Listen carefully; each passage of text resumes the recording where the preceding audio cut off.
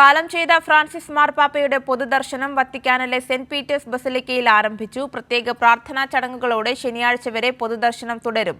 ശനിയാഴ്ച ഇന്ത്യൻ സമയം 1:30 മാർപ്പാപ്പയുടെ സംസ്കാര ശുശ്രൂഷകൾ നടക്കുന്നത്.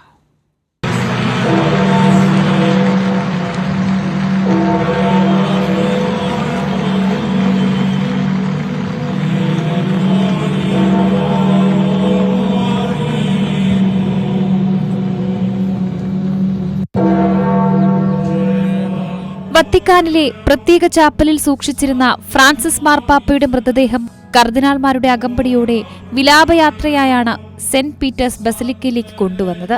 ശനിയാഴ്ച വരെയാണ് പൊതുദർശനം.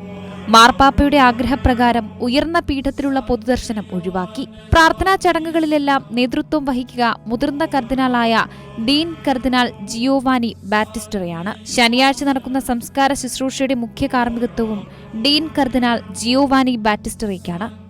മാർപ്പാപ്പ മരണപത്രത്തിൽ പറഞ്ഞത് പ്രകാരം റോമിലെ സെന്റ് മേരി മേജർ ബസിലിക്കയിലാണ് സംസ്കാര ശുശ്രൂഷകൾ നടക്കുക.